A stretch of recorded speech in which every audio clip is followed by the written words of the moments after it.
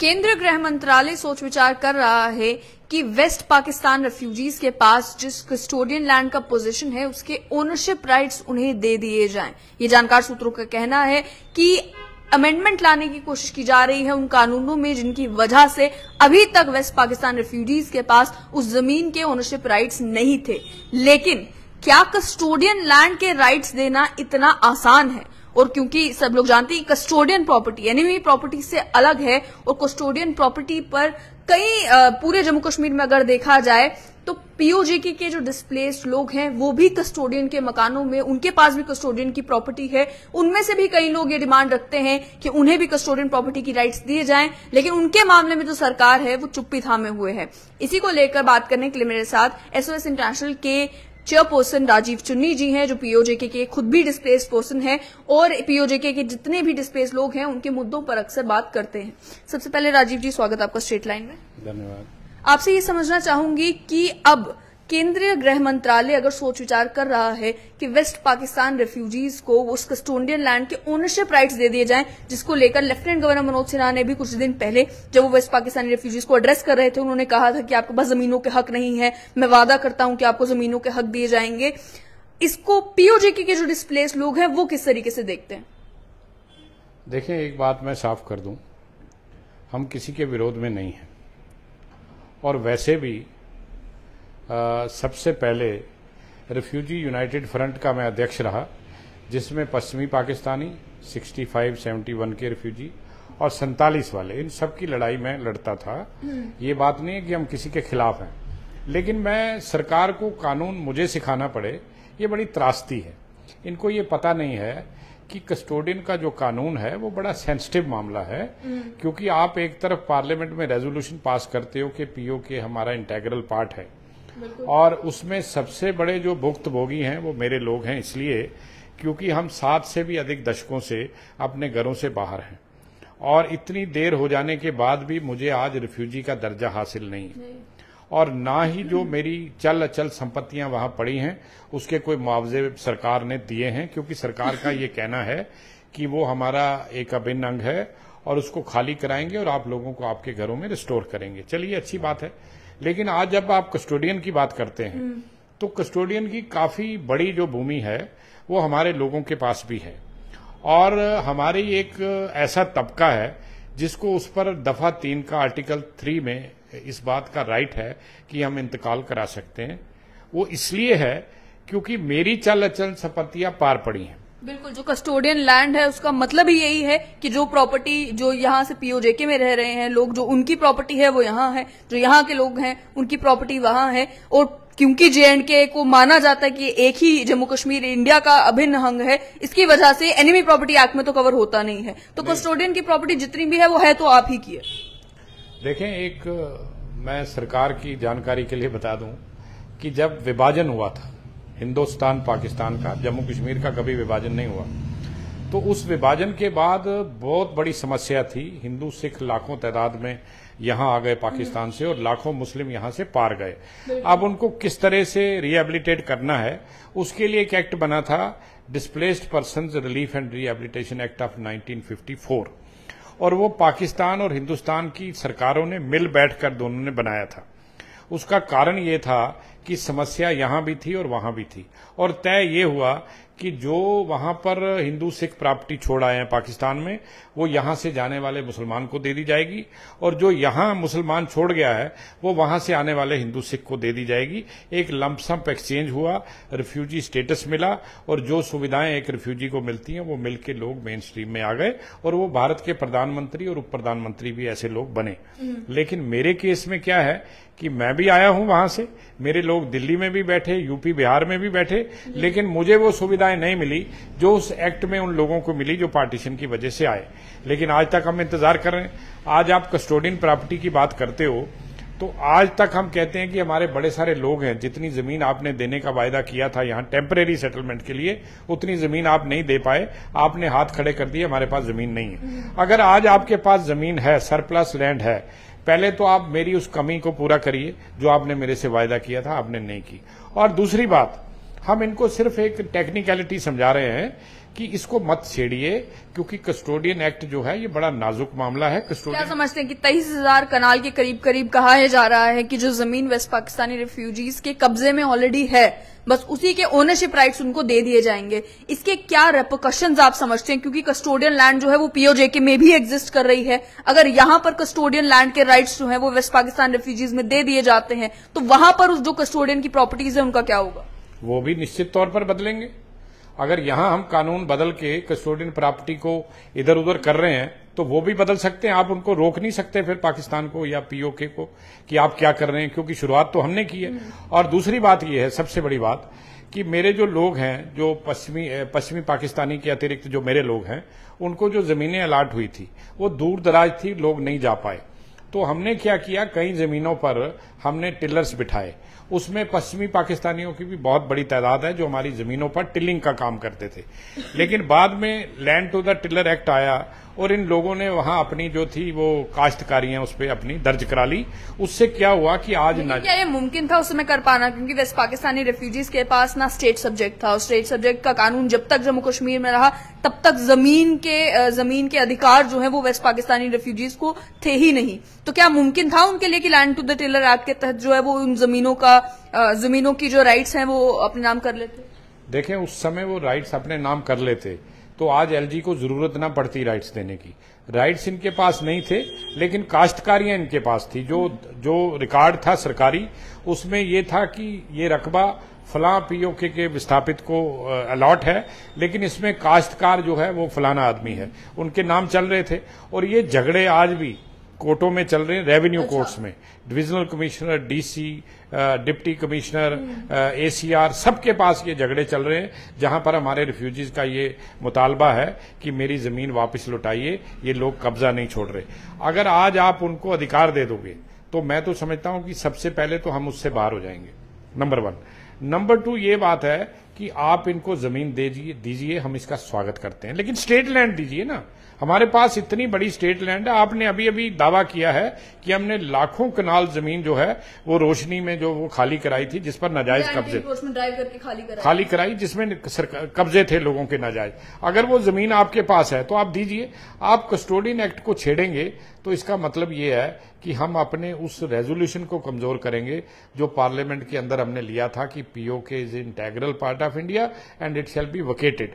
मैं यही समझता हूं कि इसको अभी हाथ मत लगाइए, ये एक ऐसा मामला है, इससे आपके हाथ जल जाएंगे। पीओजेके के डिस्प्लेस लोगों की अगर बात की जाए, क्योंकि रेफ्यूजी का स्टेटस जो है वो भी आप लोगों को नहीं मिला है, पीओजेके के लोगों को ये जो जमीन अलॉट हुई थी, अगर इसके ऊपर वेस्ट पाकिस्तानी रिफ्यूजीज जो हैं वो पोजीशन में थे, क्या इसे भी आप इलीगल इंक्रोचमेंट मान लेंगे कि उसी के चलते इतने सारे मामले कहीं डिवकॉम के पास, कहीं कोर्टों में चल रहे हैं? और अब अगर इस कस्टोडियन लैंड के राइट्स जो हैं वो वेस्ट पाकिस्तानी रिफ्यूजीज को दे दिए जाते हैं, तो क्या आपका ये कहना है कि सरकार इलीगल को लीगल करने का काम कर रही है? क्योंकि अलॉटमेंट तो पीओजेके के जो डिस्प्लेस लोग हैं उनकी थी।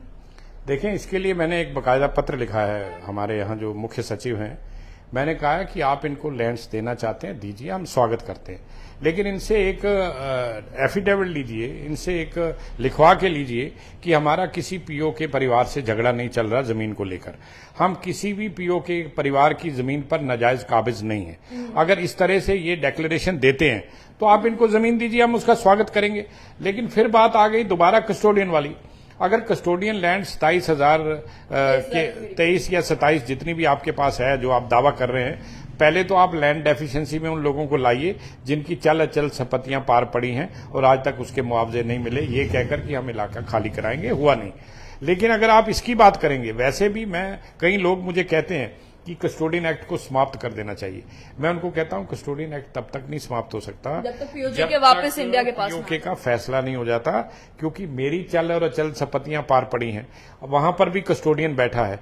कल को यहां आप कस्टोडियन को हिलाओगे या यहां की जमीनों को जो पार चले गए हैं वो यहीं के लोग हैं ना। आप तो कहते हो हमारा इंटेग्रल पार्ट है, तो अगर उन जमीनों को हम यहां पर खुर्द बुर्द करते हैं या उनको बदलते हैं किसी भी तरीके से, तो निश्चित तौर पर मेरे लोगों की जमीनें जो पार पड़ी हैं उसमें भी बदलाव आएगा। बीच में पीओजेके के लेकिन जो डिस्प्लेस लोग हैं वो ये भी मांग कर रहे थे कि अगर हम कस्टोडियन के मकान में रह रहे हैं तो उसके हमें ओनरशिप राइट्स दे दिए जाएं, क्योंकि अगर हमें लोन लेना है तो हम मॉर्गेज नहीं कर सकते, अगर हमें कोई अपनी प्रॉपर्टी में दिखाना है कि हम इस घर में रह रहे हैं, हमारे पास ओनरशिप राइट्स ही नहीं है इन कस्टोडियन के मकानों के, तो वो भी मांग कर रहे थे कि हमें इन कस्टोडियन प्रॉपर्टीज के ओनरशिप राइट्स दे दिए जाएं। क्या आप उस मांग के भी खिलाफ हैं? नहीं, हम खिलाफ नहीं है, देने चाहिए, लेकिन देना क्यों नहीं देते? जिन लोगों का हक बनता है, और अगर मुझे ये देंगे ना, इसमें कानूनी अड़चन कोई नहीं है। इसलिए नहीं है कि मान लो मैं कस्टोडियन मकान में बैठा हूं, मुझे ओनरशिप मिल जाती है, मेरी प्रॉपर्टी पीछे पड़ी है, कल को वो इलाका वापस आता है, जब तक मैं इस मकान को नहीं छोड़ूंगा मैं अपनी प्रॉपर्टी रिक्लेम नहीं कर सकता।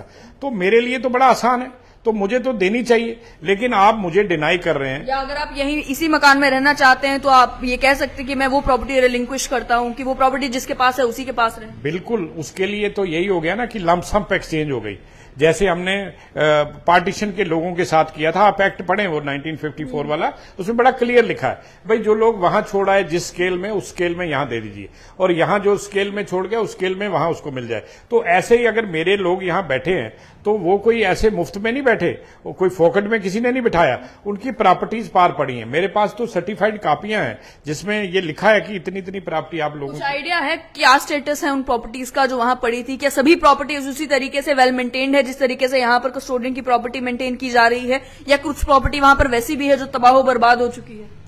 देखें, ये दोनों तरफ ऐसा है, यहां भी कुछ प्रॉपर्टीज जो है आगे पीछे हुई है, वहां भी हुई है। मेरी एक टीम गई थी वहां 2002 में, और उन्होंने देखा, बकायदा कस्टोडियन ऑफिस में गए, वहां जाकर उन्होंने ये भी पूछा कि जैसे मीरपुर है, मीरपुर में मंगला डैम बन गया, वो प्रॉपर्टीज डूब गई कुछ लोगों की, तो उन लोगों को क्या करेंगे? तो उन्होंने कहा कि उन लोगों के मुआवजे बनकर तैयार पड़े हैं, क्योंकि वो आज भी उन्हीं के नाम पर वो मकान चल रहे थे। तो जब वर्ल्ड बैंक ने या एशियन डेवलपमेंट बैंक ने उसको फंडिंग की तो उन्होंने ऑस्टीज के लिए पहले मुआवजा बनाया। अब भी वो उस कस्टोडियन के पास है, ये तो भारत सरकार ने देखना है लेने हैं या नहीं लेने हैं। तो मैं आपको साफ कह रहा हूं कि ये मामला बड़ा पेचीदगियों वाला है, कानूनी मामला है, इसको हाथ डालने से पहले 10 बार सोचना चाहिए। अधिकारियों का क्या है, आज वो कर जाएंगे, कल वो जवाब तो देंगे नहीं, जवाब तो उनको देना पड़ेगा जो सरकार में होंगे। तो एक तरह से हम अपने स्टैंड को, और अमित शाह जी ने तो पार्लियामेंट के अंदर छाती ठोक के कहा था कि ये मजाक नहीं है, हम पीओके के लिए जान दे देंगे। अगर आप जान देने वाले इतनी, मुझे पता है कि आपका पूरा जो है वो इरादा पक्का है, लेकिन अगर आप जान देने के लिए तैयार हैं उस एरिया के लिए, तो उस एरिया को कमजोर तो ना करिए। आप ऐसे कानून ना बनाइए जिससे कल को हमें देश और दुनिया को मुंह दिखाना मुश्किल हो जाए।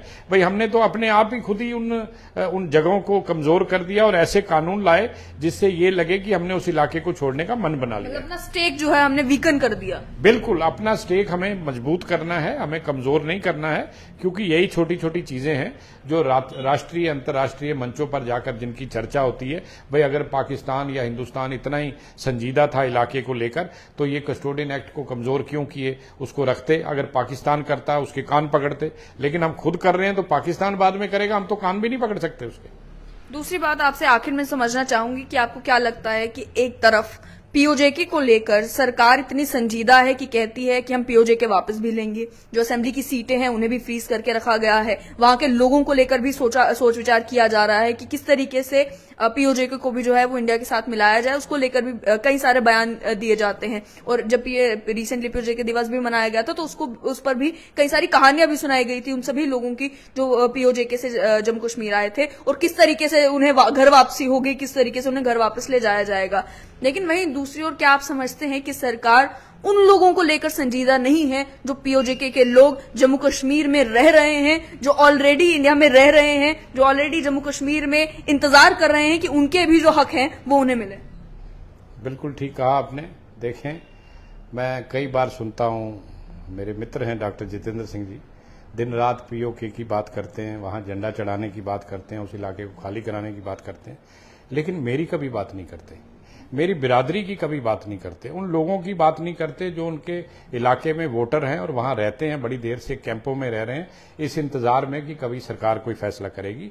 होना ये चाहिए, इलाके की बात करते हो तो इलाके में जो लोग उससे संबंधित हैं उनकी भी बात होनी चाहिए, तब लगता है कि आप सीरियस हैं, आप संजीदा हैं। लेकिन ऐसे हवा में बात कर देनी और एक तरह से पब्लिक कंजम्पशन मैं समझता हूं उसके लिए बयान देना, इसमें थोड़ा फर्क है। दुख होता है हमें, हम जब सुनते हैं कि हमारी तो चिंता होती नहीं। 9 साल से मैंने कभी जितेंद्र सिंह जी के मुंह से कभी हमदर्दी के 2 शब्द नहीं सुने आज तक, लेकिन पीओके के लिए बड़ा बोलते हैं वो। चलो, उनकी सोच है।